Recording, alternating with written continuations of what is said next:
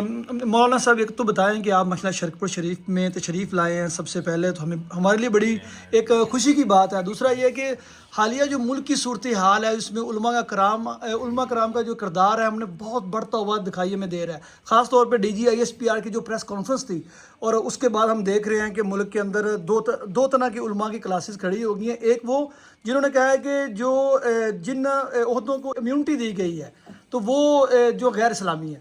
تو آپ سب سے پہلے یہاں سے شروع کریں کہ آپ علماء کے کس گروہ کے ساتھ ہیں؟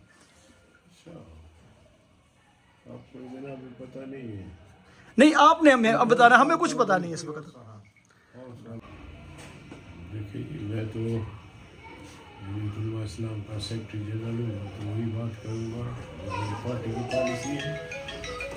جہاں تک حکومتیں ہوتی ہیں ماضی میں بھی اور اب بھی اور شاید آئندہ بھی، ان کے جو بھی حوالی ہوتے ہیں، چاہے وہ نام علماء ہو یا پبلک میں سے کوئی ان کے ڈاؤٹ ہو، جب بھی ان کو کوئی مشکل آتی ہے ان کا سہارا لیتے ہیں، ان کو بلاتے ہیں۔ لیکن سوال یہ ہے کہ ان کو شاید اتنی بھی معلومات نہیں ہے کہ جن کو ہم بلا رہے ہیں یا جن کے جو ہمیں یہ کہہ رہے ہیں کہ ہمارے پاس تو لاکھوں کی تعداد میں لوگ ہیں اور ایک اشارے کے منتظر ہیں، تو ان کے بارے میں بھی ان کو معلومات تو ہونی چاہیے۔ ISI ہے، IB ہے، MI ہے کہ ادھر جو ہمارے ریاست کے انٹیلیجنس ادارے ہیں وہ ذرا کم از کم اس بات پہ خود سوچیں، ہمیں چھوڑیں، خود سوچیں کہ ان کے پیچھے کوئی 10 آدمی بھی کھڑے تو باہر کیف، اب وہ کہتے ہیں نا گرتے کو تنکے کا سہارا، تو بس ایسے لوگ پھر ایسے سہارے ڈھونڈتے ہیں جو تنکے کے برابر بھی نہیں ہوتے۔ تو خیر یہ ان کی مرضی ہے، ان کی پالیسی ہے، اس پر چلے، مجھے کیا اعتراض ہے۔ جی مولانا صاحب، میرا پھر وہی سوال ہے کہ امیونٹی کا سوال یہ ہے، جو جمعیت علماء اسلام کا جو موقف اس حوالے سے کیا ہے، ہمیں صرف یہ بتا دیں کیا کسی بھی عہدے یا شخص کو اسلام کے اندر امیونٹی دینا کہ وہ تمام جو جزا سزا کے نظام سے بالا تر ہے، یہ جائز ہے کہ اسلامی روح سے کیا روح ہے اس کی؟ میں کوئی مفتی نہیں ہوں کہ یہ جائز ہے یا ناجائز ہے، میں آئین کی بات جی آئین کے ماضی میں تو کوئی کسی کو بھی آئینی استثناء حاصل نہیں تھا، جی، اور علماء نے جو رد عمل دیا ہے ان کا کہنا بھی یہی ہے کہ یہ استثناء نہ آئینی طور پر ٹھیک ہے نہ شرعی طور پر ٹھیک ہے۔ تو علماء کا موقف آ گیا ہے، بار بار آ رہا ہے، اور پچھلے دنوں کراچی میں ایک بہت بڑا اجتماع ہوا تھا، اس میں شریک ہوا، تمام مکاتب فکر جمعیت مدارس کے ذمہ داران سب شریک تھے، ان سب کا یکساں موقف تھا کہ استثنائیت کسی کو بھی حاصل نہیں ہونی چاہیے۔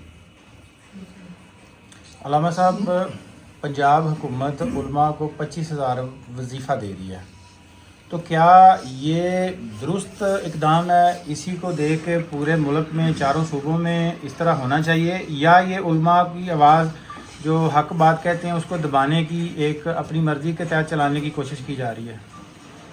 دیکھیں، علماء کی ضمیر کو خریدنے کے لیے 25,000 کا اعلان کیا گیا ہے، مگر دینے والے تو ہوں گے، لینے والا کوئی نہیں۔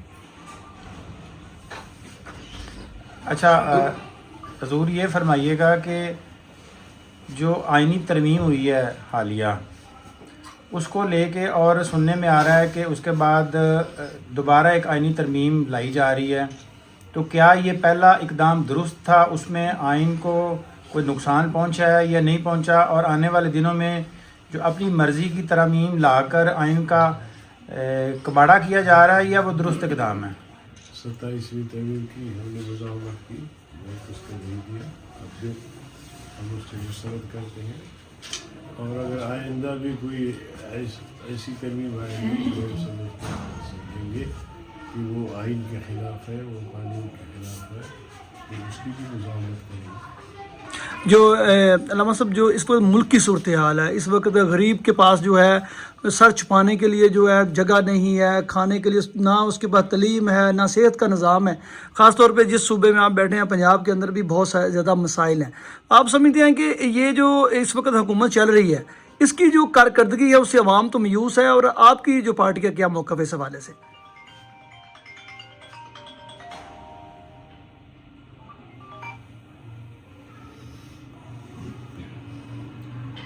دیکھیے،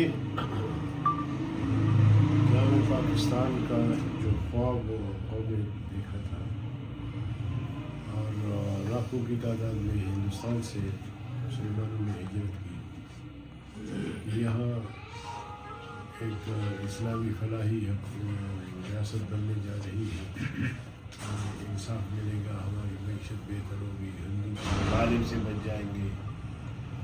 بدقسمتی سے پاکستان بنا، مگر ایک نالائق، نااہل، کرپٹ ہوگا روز اول سے مسلط ہوا، اب تک اس کا تسلسل جاری ہے. تو جب ایک ایسا طبقہ جو کہ لوٹ کھسوٹ میں تو بڑے ماہر ہیں، لیکن پبلک کے مسائل کو، قومی مسائل کو حل کرنے میں بری طرح ناکام رہے ماضی سے لے کر اب تک، اور اسی طرح یہ اثاثے بیچ کر اور قرضے لے کر مالیاتی اداروں سے بجٹ بناتے ہیں، اور ملک کا وہی حال ہے. تو جب وہ آپ کو قرض تلے دبتے جا رہے ہیں تو پھر اس سے معیشت ترقی نہیں کرے گی.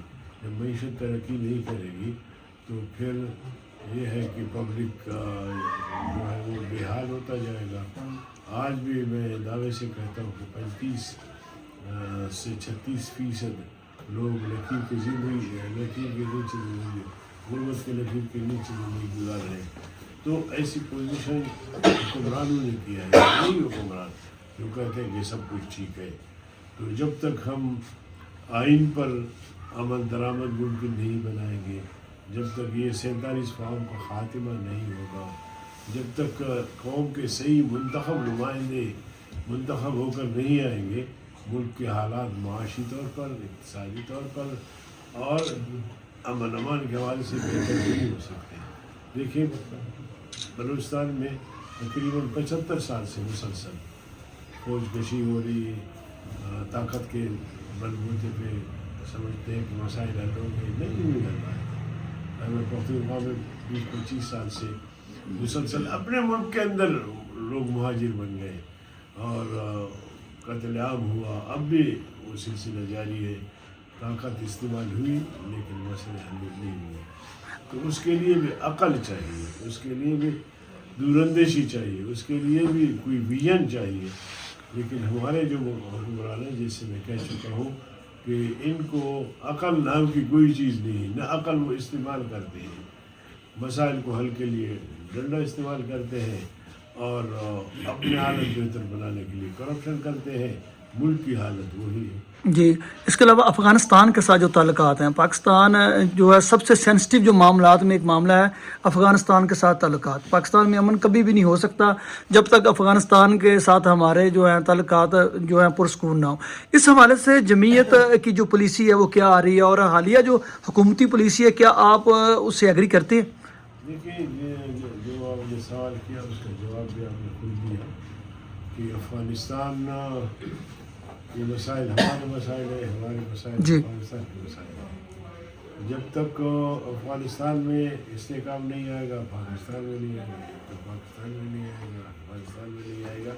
یہ ایک دوسرے کے ساتھ لازم ہے.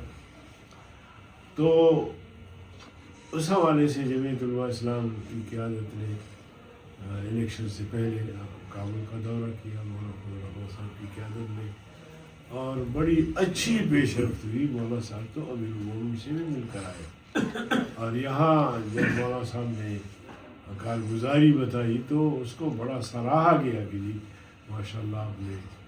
لیکن پھر امریکہ بہادر ناراض ہو گیا اور ان کو ذرا ڈنڈا بھی دیا، اور اس لیے ہمیں الیکشن میں ہروایا.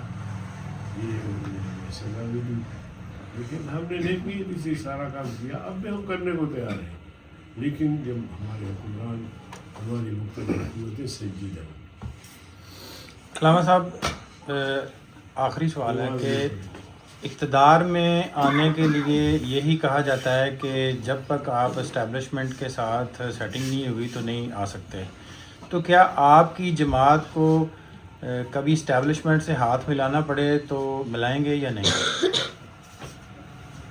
75 سال میں تو ہم اس قابل نہیں رہے کہ اسٹیبلشمنٹ کے لیے ہم کوئی منظور نظر ہو، تو آئندہ میں شاید یہی سلسلہ چلے گا۔